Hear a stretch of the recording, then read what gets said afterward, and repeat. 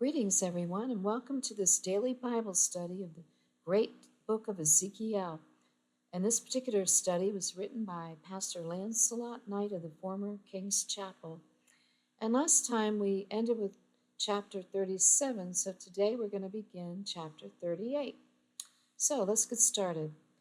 There is soon coming a time when the final grains of sand will completely empty out of the hourglass of this flesh age, and the seventh trump will sound, and Yeshua Messiah will triumphantly return to establish the kingdom of Yahweh on earth as it is in heaven.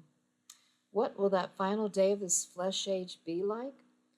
Those who are familiar with the word of Yahweh know that there are many events and prophecies that will come to pass on that day, and some very good and some very bad. It just depends on who you are, even whose you are, and what you have done. And I might just add here, and what you have not done that maybe you were supposed to do. It will be a day of triumph and victory and great joy for the children of Yahweh, and those who have overcome the beast, and those who love Yeshua and are his at his coming. It will be a day of vengeance and recompense against those who have sided with the beast system and have been deceived by anti-Messiah into believing he is the Messiah and have participated in doing his bidding. Nevertheless, as it is written, on that day every knee will bow to the King of Kings and Master of Masters, just as we have read time and time again in this book of Ezekiel. On that day, quote, they, all nations and all peoples, shall know that he is the Almighty, unquote. Also on that day, all Israel, both the just and the unjust, will be changed from flesh bodies into their incorruptible spiritual bodies. 1 Corinthians 15. And so the day of Yeshua, the Sabbath, the 1,000-year period we call the millennium, will commence. What an awesome time that will be. And you know what? There will be baby boomers who shall see Yeshua's return. For the final generation, the one that shall not pass away till he comes, began when the fig tree was planted on May 15, 1948, when the UN gave sanction to the state of Israel. I may take issue with that statement right there, but that's another subject for another day. We have now come to chapters 38 and 39, the final two chapters of Ezekiel, preceding the chapters of the millennial restoration, which are chapters 40 through 48. However, to fully understand these two chapters, it is extremely important that we understand some of the other events taking place at the time of the seventh trump, i.e., on that great day. Those who have studied 2 Thessalonians 2 and the 16th chapter of Revelation know that Satan and his cronies gather together in Jerusalem, where the famous Battle of Armageddon will take place when Yeshua returns. If you look up the word Armageddon in Hebrew, you'll find it means Mount of Rendezvous, which of course is Mount Zion, where Yeshua returns. Let's see what happens at the close of that final hour during the reign of anti-Messiah, the false Yeshua, just before the real bridegroom, Yeshua Messiah, returns. I just want to reemphasize here something Pastor Knight said, and that is that Armageddon, the battle, doesn't happen until Yeshua returns. It's not going to be something that could happen any day now, but although Yeshua could return any day now, so I guess that is a true statement. But it's not going to happen before Yeshua returns. Revelation 16:12. And the sixth angel poured out his vial upon the great river Euphrates, and the water thereof was dried up, and the way of the kings of the east might be prepared. That the way of the kings of the east might be prepared. 13. And I saw three unclean spirits like frogs come out of the mouth of the dragon, and out of the mouth of the beast, and out of the mouth of the false prophet. 14. For they are the spirits of devils working miracles, which go forth unto the kings of the earth and of the whole world, to gather them to the battle of that great day of Yahweh Almighty. Remember, this is about these spirits of devils going forth to the kings when we read in tomorrow's study that the king, the leader of Russia, gets an evil thought. 15. Behold, I come as a thief. Blessed is he that watcheth and keepeth his garments, lest he walk naked and they see his shame. Verse 16. And he gathered them together into a place called, in the Hebrew tongue, Armageddon. We will discover that this gathering place of the crowd in Jerusalem, i.e. Armageddon, is one of two locations destroyed at Yeshua's coming. Remember, he said regarding the temple in Jerusalem that there would not be one stone left standing atop another when he returns. Revelation 16, verse 17. And the seventh angel poured out his vial into the air, and there came a great voice out of the temple of heaven from the throne, saying, It is done. When the seventh vial of the seventh trump of the seventh seal is poured out, that's all, folks. It's over for the flesh age. It's done. Verse 18. And there were voices and thunders and lightnings, and there was a great earthquake, such as was not since men were upon the earth, so mighty an earthquake and so great.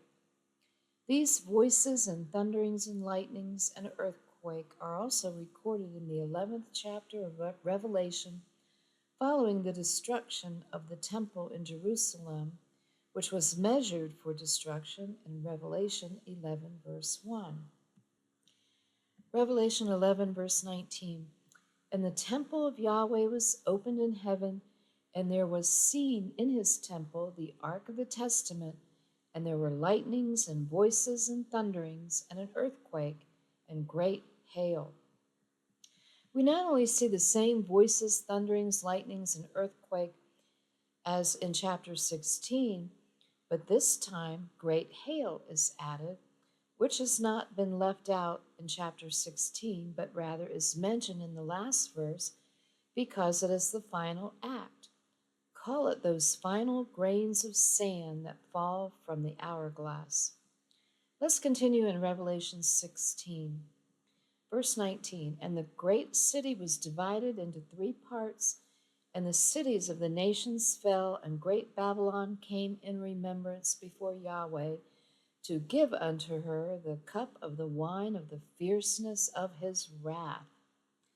Babylon the Great is fallen, is fallen. You can read more details in Revelation chapter 18. Verse 20, and every island fled away, and the mountains were not found. Islands and mountains are symbolic of governments and nations, all of which turn over their crowns to the King of Kings. This is also recorded in chapter 11. Revelation 11, verse 15. And the seventh angel sounded, and there were great voices in heaven saying, The kingdoms of this world are become the kingdoms of our Almighty and of his Messiah, and he shall reign forever and ever. And then finally, Revelation 16, verse 21, and there fell upon men a great hail out of heaven, every stone about the weight of a talent. And men blasphemed Yahweh because of the plague of the hail, for the plague thereof was exceeding great. This great hail, each stone weighing a talent, i.e. 120 to 180 pounds, is the last act, the last drop in the vial of wrath, the final grain of sand in the hourglass we spoke of earlier. Remember, though, this event is on the first day of the millennium, which is the last day of this flesh age, and all people on that day will end up in their spiritual bodies, some with immortal souls and some with mortal souls, which must remain that way until the great white throne judgment. You know, we should all consider it a privilege granted to us by our Father to be able to read some of the specific details of the seventh seal, the seventh trump, and the seventh vial, which consummate the end of this flesh age in these 38th and 39th chapters. You see, since we believe his word, and we know that this is exactly the way things will end, we therefore know with certitude that there is not going to be a nuclear holocaust brought about by man in some sort of World War III. In that regard, these two chapters give his children comfort and knowledge and a heads up in observing world events. As we begin chapter 38, which sets the stage for the final act, there are two other basic things we need to know to understand this chapter. Number one, the house of Israel is not the house of Judah. We learned that in the last chapter, right? Number two, Gog in verse 2 means the chief prince, who is the leader of Magog, which is the land where Meshech and Tubal are located, which is in the region of the Caucasus in the land of Edom, i.e., Russia. The reason this is important is because these two chapters concern the two superpowers of the latter day, even the nations of Jacob and Esau, which basically are the U.S., Great Britain, and Russia. Although Russia has appeared low-key lately as a superpower, let's not go to sleep ourselves, because the bear is beginning to awaken out of his hibernation and is Putin on some weight to come out of his den and devour much flesh when he gets the urge, the evil thought.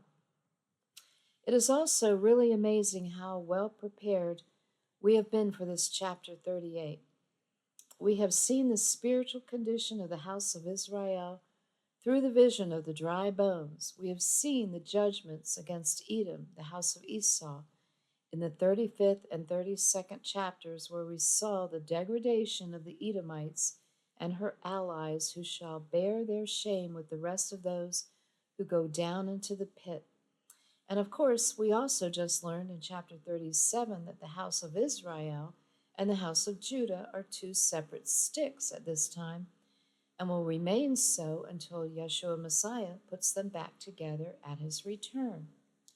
You see, it is really common knowledge among scholars that the chief prince of Meshech refers to Russia, and consequently, when preachers read that Russia comes against Israel, they point to the little nation of Israel in the Middle East.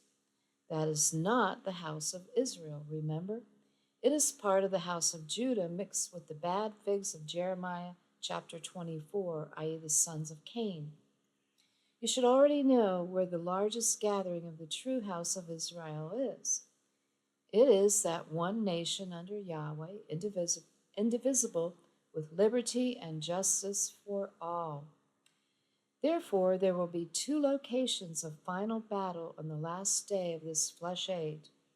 One will be where the house of Judah in part dwells, and that location is called Armageddon. The other is where the house of Israel resides, and that location is called Hamon-Gog. Know also that the prophecy contained in these next two chapters has not yet come to pass and is yet future, though not very far off. The catalyst for the final wrath of Satan will come from Yahweh's own elect, who will be delivered up during the anti-Messiah's reign to give testimony, which will be the light of the truth, and Yahweh's witnesses, who will speak after the manner of the example set forth on Pentecost Day, when the Holy Spirit gave them utterance, and everyone present from every nation clearly understood what was being said in their own dialect. One final thought before we begin.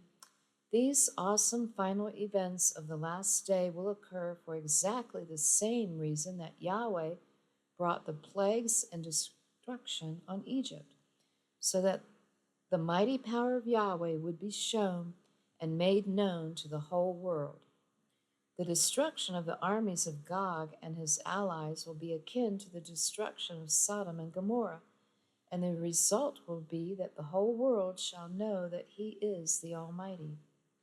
It is the plan of Yahweh, so it is for the love and benefit of all his children to bring them back to his loving arms. Ezekiel 38, verse 1. And the word of the Almighty came unto me, saying, Son of man, set thy face against Gog, the land of Magog, the chief prince Meshech and Tubal, and prophesy against them. The reason that the leader of Rosh, or Russia, leader of the Muscovites, or Meshech, is singled out because this is not against the individuals of the nation, but against the evilness of the oppressive system which has tried to eradicate Yahweh from its people and their society. Verse 3. And say, Thus saith the Almighty Yahweh, Behold, I am against thee, O Gog, the chief prince of Meshech and Tubal. What are your chances in any battle if the Almighty Yahweh is against you? Especially if your battle is with him. You may think you're Goliath, O Gog, leader of Rosh, but you'll find all it takes are a few 180-pound hailstones, and you and your little fighter planes and rockets are history, dude.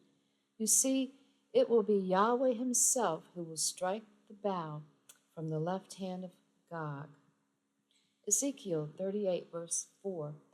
And I will turn thee back and put hooks in thy jaws, and I will bring thee forth, and all thine army, horses and horsemen, all of them clothed with all sorts of armor, even a great company with bucklers and shields, all of them handling swords. Come on, you jealous, communist-loving pinkos. I'll put a ring in your nose and bring you out with all your high-tech weaponry and all your valiant soldiers, and we'll just see what you've got assembled there to go up against the creator of the universe. Aren't you a smart bunch?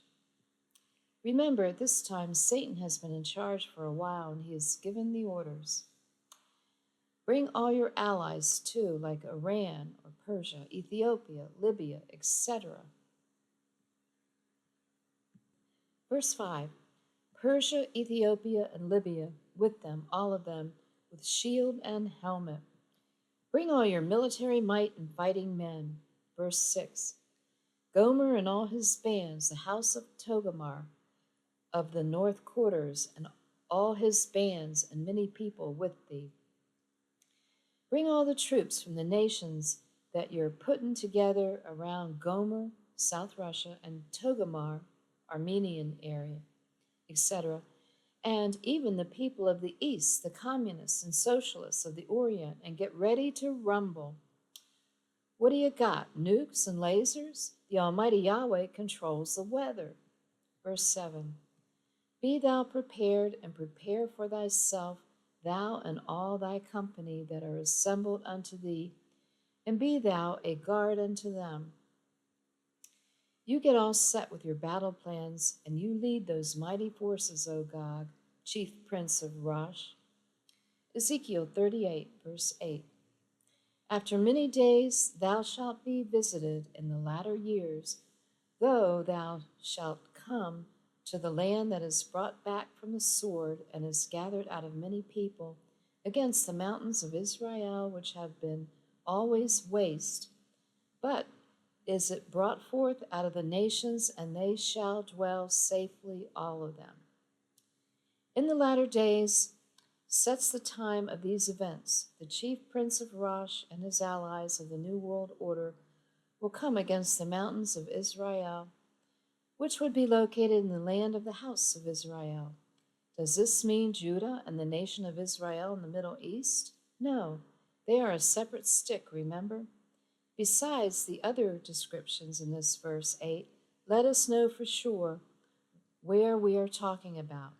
The mountains of Israel are in the land of the free and the home of the brave, which was a wilderness until just a few hundred years ago, when the gathering from the nations began and the pilgrims came to the new land where they now dwell safely. In our next study, we will see from which direction this great army will hail. Okay, that ends this teaching. We left off here at verse 8, and we'll pick it up next time with verse 9. Until then, may Yahweh richly bless you. Hallelujah.